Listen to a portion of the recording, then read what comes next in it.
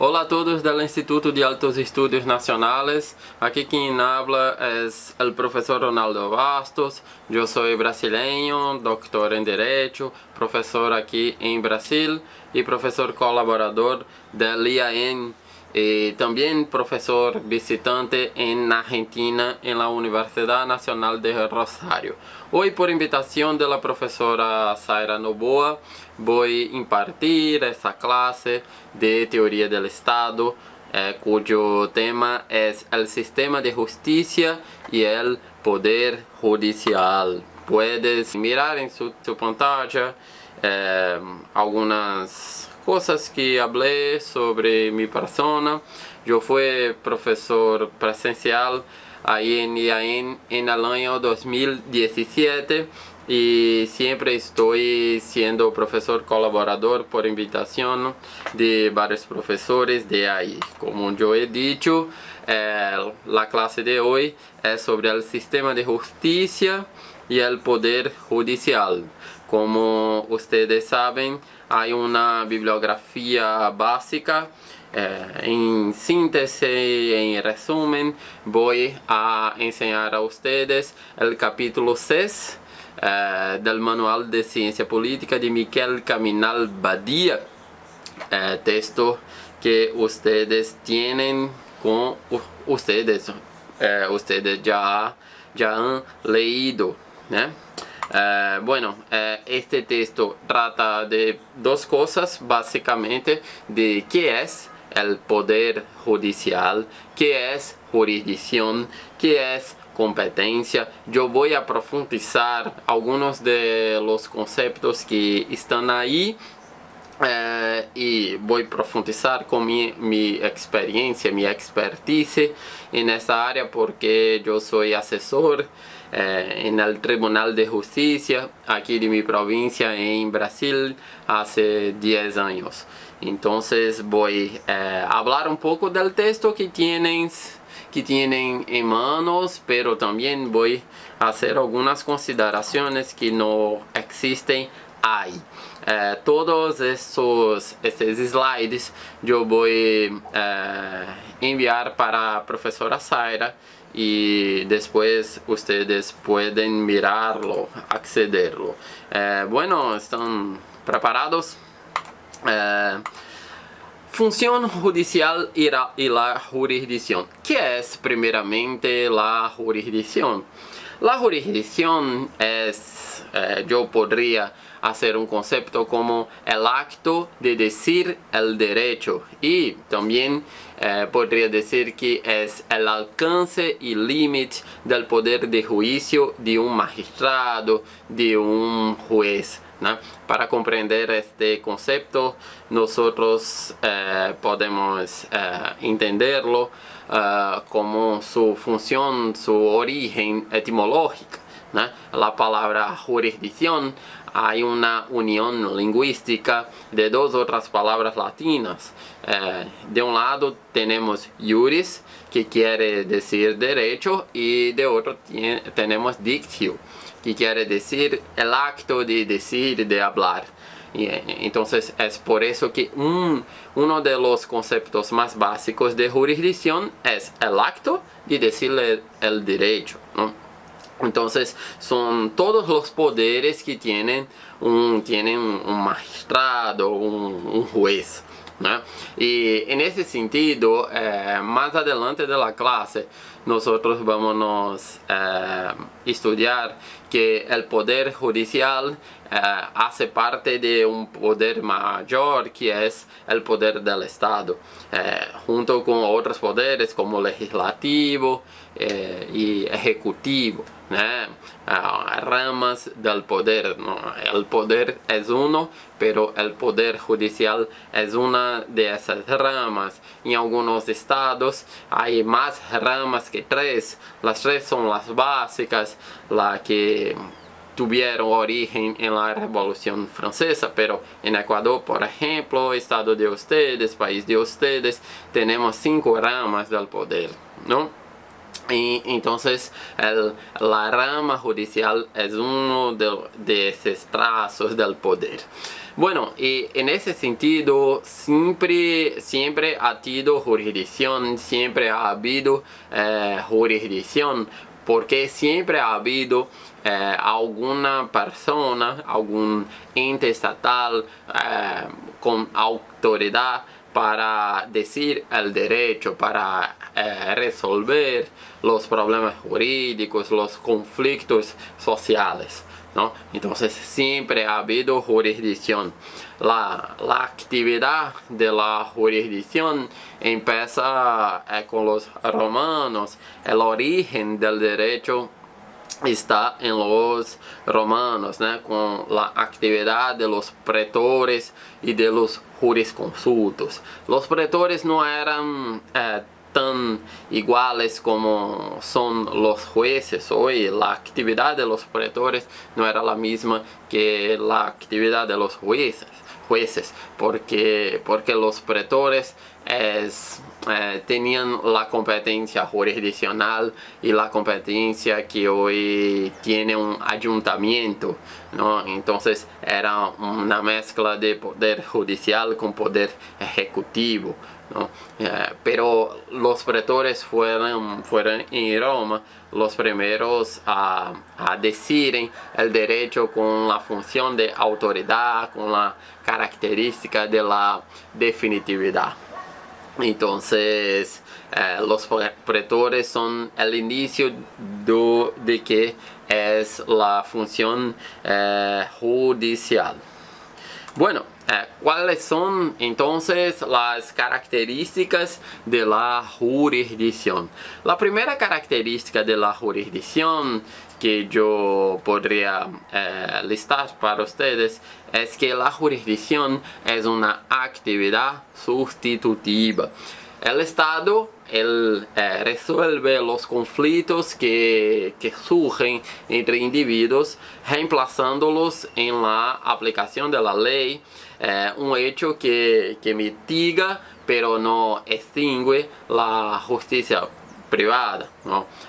En priscas eras, en las primeras eras, los ciudadanos resolvían sus problemas por sí mismos, ¿no? No existía un tercero que hoy nosotros llamamos de Estado, que podría resolver sus problemas. Entonces es por eso que hoy hay una de las características de la jurisdicción es que ella es una actividad sustitutiva. ¿Sustitutiva de quién? Sustitutiva de los individuos que no pueden resolver sus problemas de forma privada. Hay excepciones, por supuesto. Yo podría decir que la primera excepción es la legítima defensa, ¿no? Si nosotros pensamos en el Código Integral Penal de Ecuador, el artículo 33 habla de la legítima defensa. La legítima defensa es cuando una persona actúa en defensa de cualquier derecho, sea propio o sea ajeno, siempre y cuando concurran una serie de requisitos, como por ejemplo una agresión que sea actual y ilegítima, hay una necesidad de la defensa de ese derecho, una falta de provocación suficiente de su parte que está agiendo en legítima defensa. Entonces, la legítima defensa es una excepción de la jurisdicción, ser un acto público. La legítima defensa es una especie de justicia privada. ¿Por qué existe la legítima defensa? Porque el Estado y la policía no pueden estar en todas las ubicaciones a todo el tiempo, ¿no? Entonces es permitido en algunos casos excepcionales que el individuo ejerza una especie de jurisdicción, una jurisdicción privada, ¿no? Una otra excepción es el estado de necesidad. que en materia de Ecuador está en el artículo 32.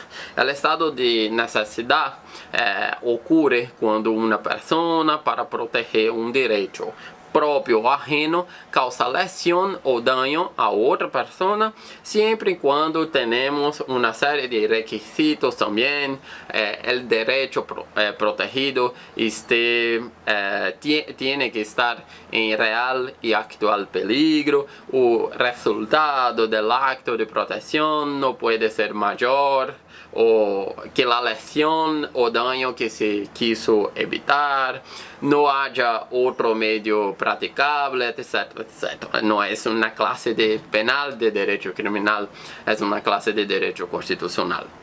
Entonces, el estado de necesidad y la legítima defensa son excepciones de esta característica de la jurisdicción, que es la jurisdicción ser pública, ¿no?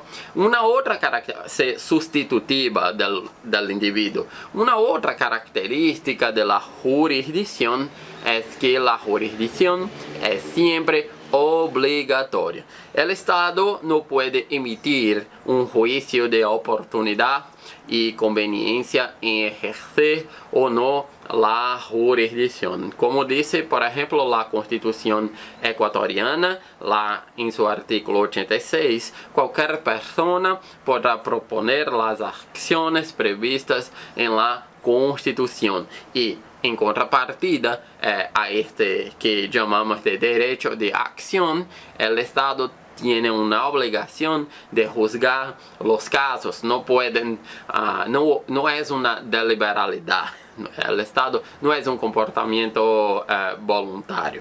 El Estado tiene que juzgar los casos que le son presentados. Entonces, la Constitución brasileña en este punto es más directa que la Constitución ecuatoriana, y va a decir así: la ley no excluirá de la función judicial una lesión o amenaza al derecho.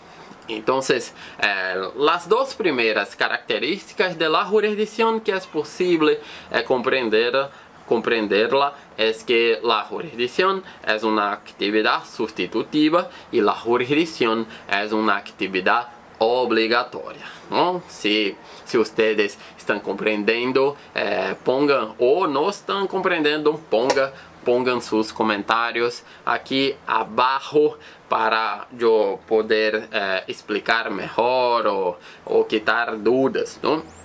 Y ahora, una consecuencia de la jurisdicción es que tenemos de un lado la jurisdicción y una consecuencia es el concepto de competencia.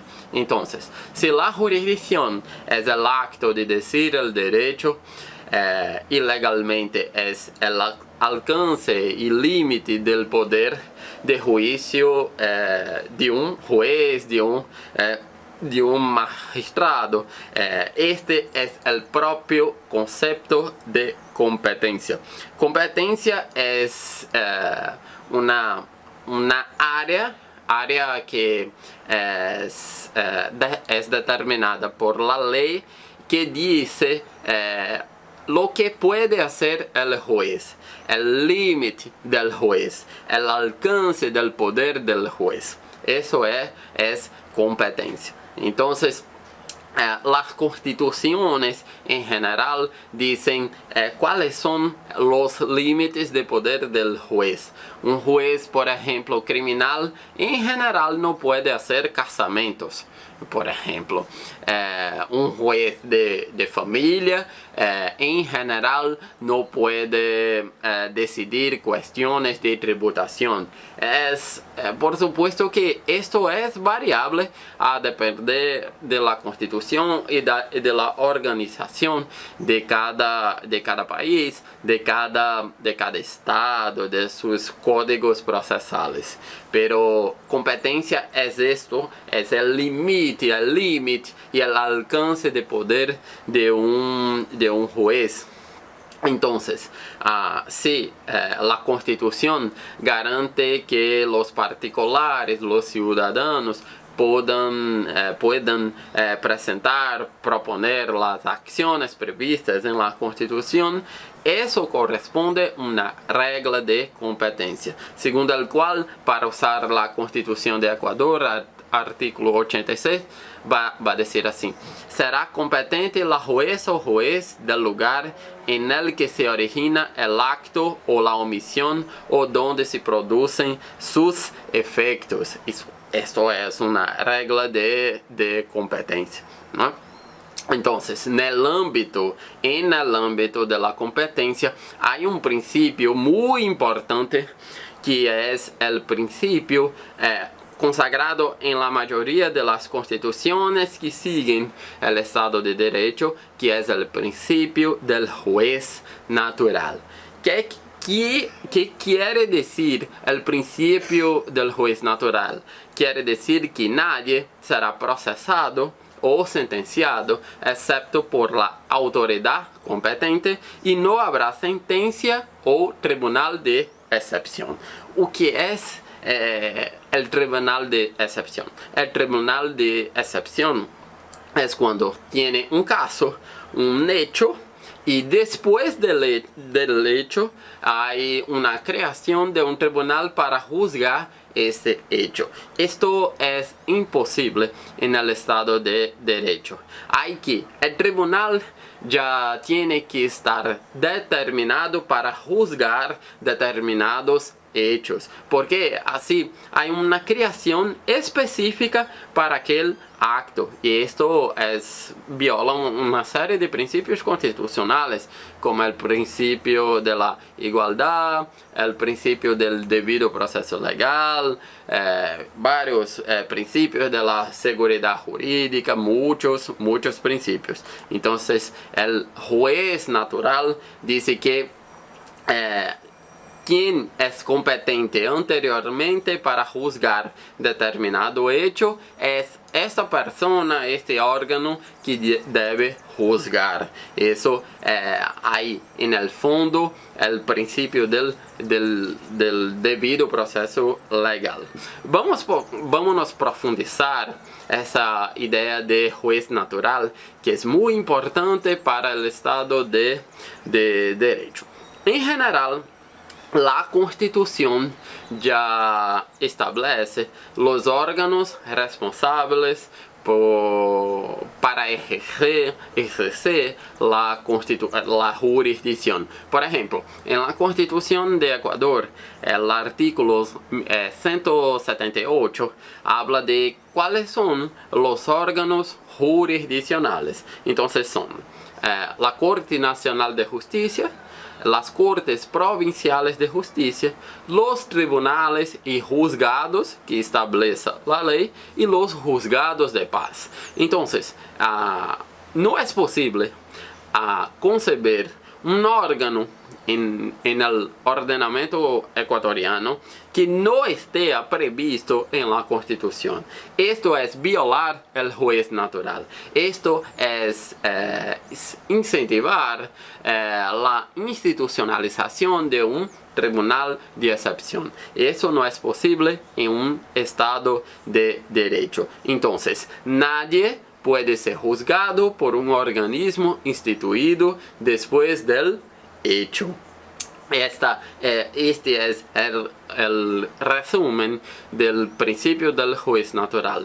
Nadie puede ser juzgado por un organismo instituido después del hecho. Entonces, entre los jueces preconstituidos existe un exhaustivo orden de competencia que excluye cualquier alternativa otorgada a la discreción de cualquier persona. No puede existir excepciones en estos casos, bajo pena de violación del principio del juez natural. Entonces, el artículo 184, por ejemplo, de la Constitución de Ecuador va a decir cuáles son las funciones de la Corte Nacional de Justicia. Están todas las funciones, ¿vale?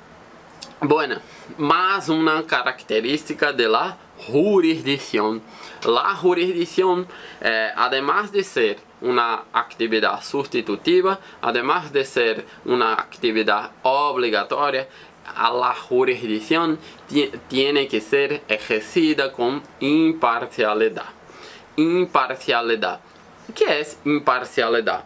El juez, cuando está conduciendo los procedimientos, no puede tener en cuenta los intereses personales, ni sus intereses personales, ni los intereses de las partes. No puede favorecer una parte y perjudiciar otra parte, ¿no? El juez tiene que ser equidistante, tiene que tener la misma distancia en relación a las partes. ¿Y cómo va a hacer esto? Siguiendo los dictámenes legales, siguiendo los dictados legales, siguiendo la ley, siguiendo la constitución, siguiendo los reglamentos.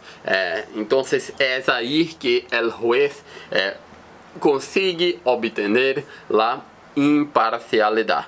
Por eso es que se dice que la jurisdicción es una actividad provocada, ¿no? Si hay de un lado el derecho de acción, hay el interés en que la jurisdicción sea provocada. Es por eso que hablamos también del principio de la inercia judicial. El juez, en cuanto órgano del judiciario, no puede en ningún momento empezar una acción.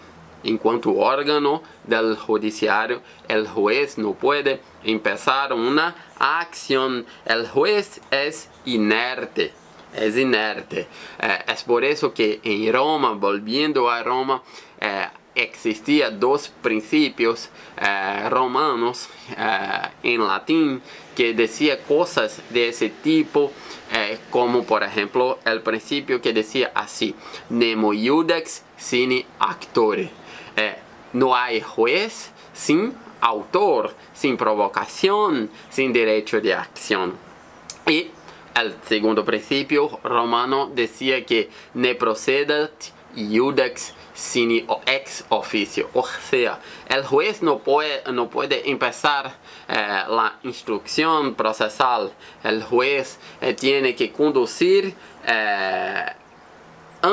amplios intereses, los dos intereses de las dos partes. Entonces, si el juez empieza una acción, el juez está con interés en esta acción. Hasta porque una de las bases de la acción, uno de los presupuestos de la acción es el interés de agir.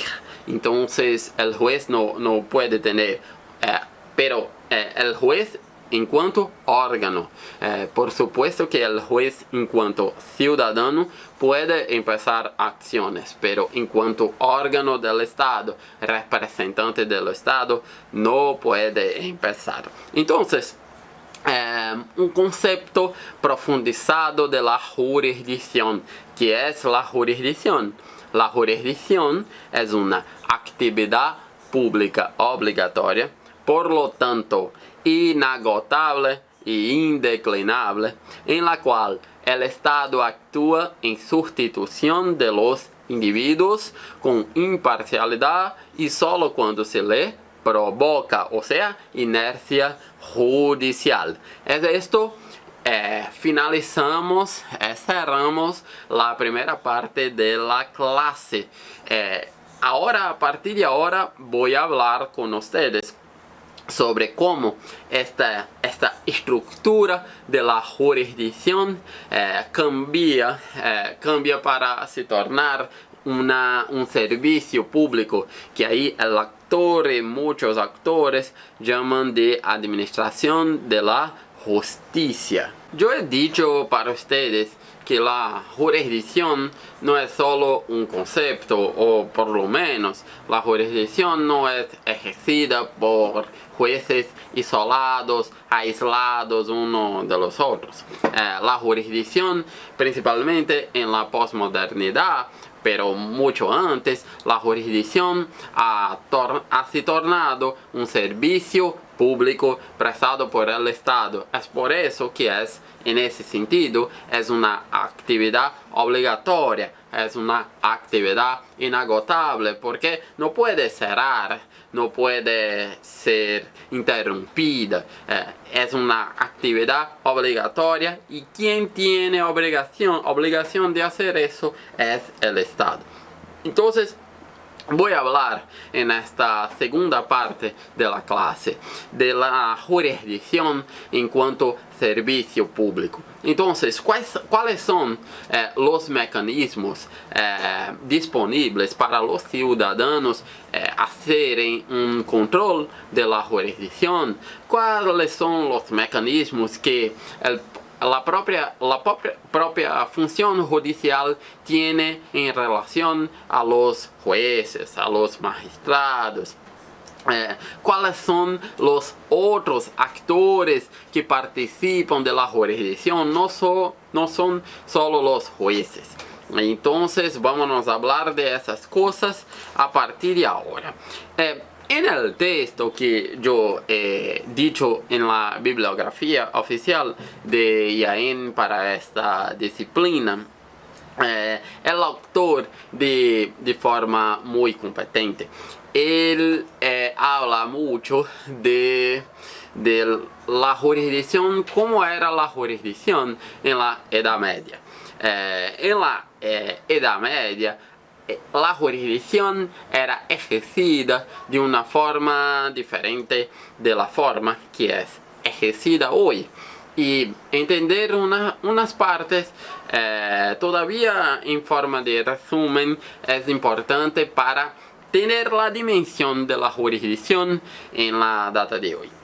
Bueno, la jurisdicción en la Edad Media, la primera cosa de diferencia es que la jurisdicción era ejercida de forma descentralizada, porque la Edad Media era una construcción política descentralizada. Cada señor feudal tenía una serie de poderes y hacía lo que quería en sus propiedades. Eso lo que quería quiere decir sus reglas propias y sus formas de puniciones propias, sus formas de administraciones de aquellas personas de forma propia, singular.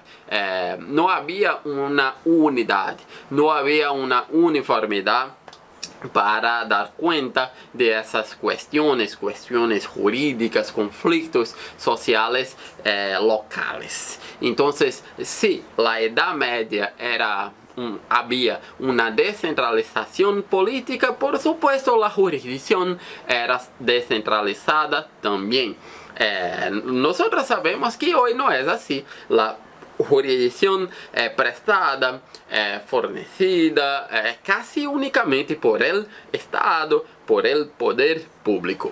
La otra cuestión que es interesante perceber la diferencia es que lo que podríamos llamar de personalismo de la jurisdicción, que la jurisdicción era un rey que hacía la jurisdicción y decía cuáles personas podrían ser condenadas o no, y no era necesario el debido proceso legal. Si ustedes les gustan de las películas sobre la situación, por ejemplo, antes de la Revolución Francesa, muchos individuos eran llevados para cárceles que quedaban en castillos que sus parentes, su mujer, sus padres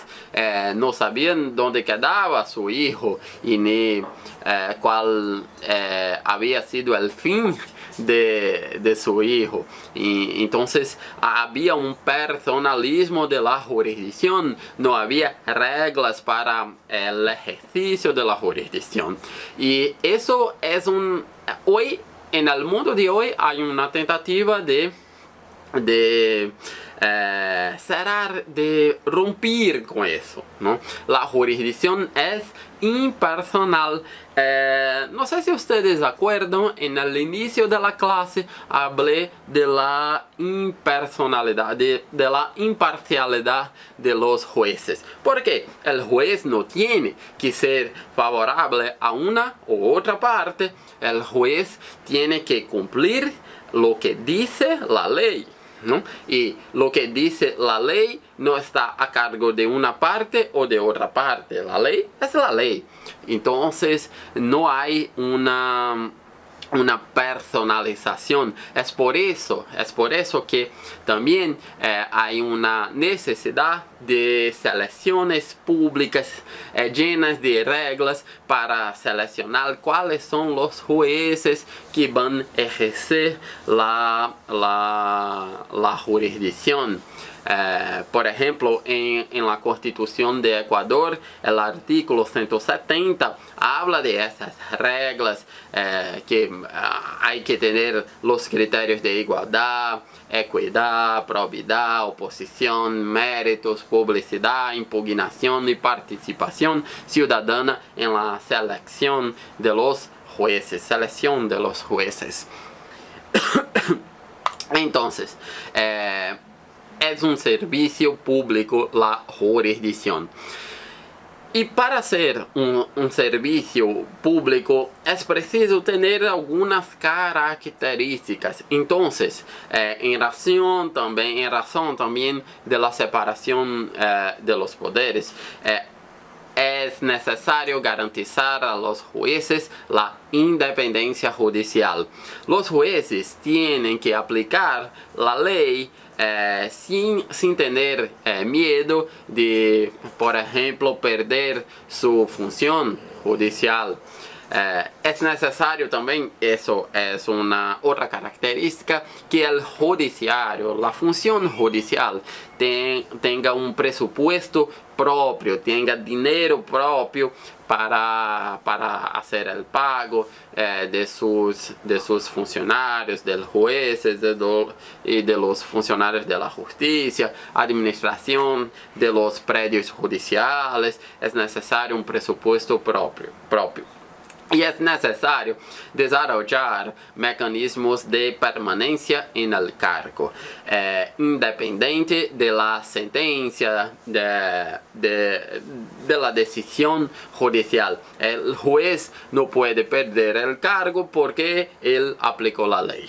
Entonces, estas cuestiones son muy importantes. Es por eso que el artículo 168 de la Constitución de Ecuador habla de estas garantías judiciales, como las garantías de independencia interna y externa, las garantías, la autonomía administrativa, económica, financiera. Entonces sugiero la lectura de ese artículo para ustedes entenderem essas cosas. Pero hay la jurisdicción. ¿Quién ejerce la jurisdicción? Los jueces. Tienen mucho poder. Es preciso, por otro lado, hacer un mecanismo de control de ese poder para limitar ese poder. Y nosotros podemos decir que hay básicamente dos tipos de control.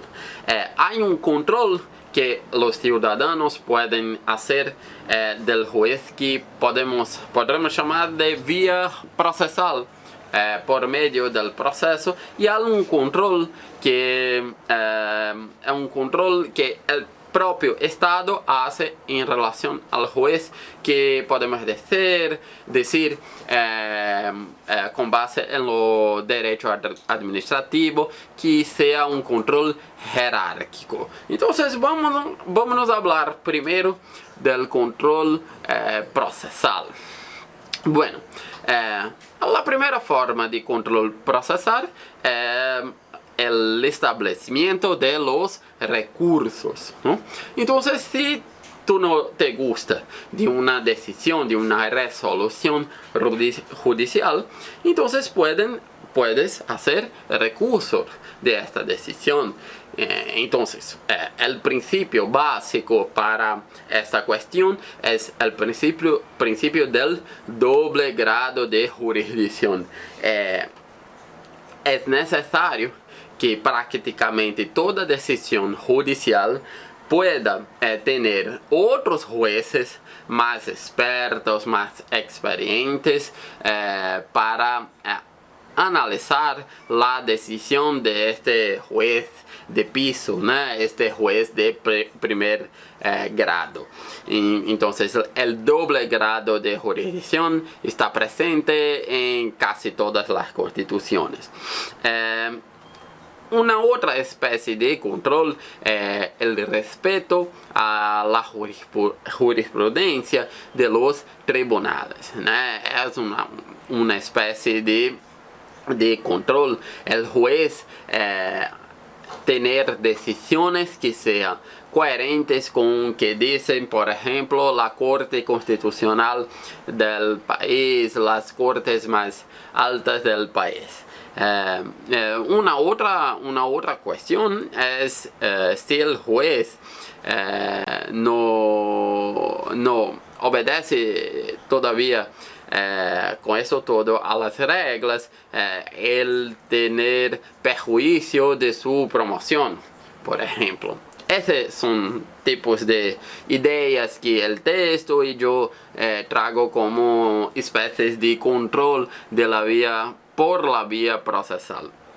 Y hay también un control jerárquico, un control de orden interno que tenga, por ejemplo, control de presupuesto. El presupuesto del Poder Judicial es una limitación a las actuaciones, externas, a las presiones externas de los políticos profesionales, de aquellas personas que tienen mucha plata.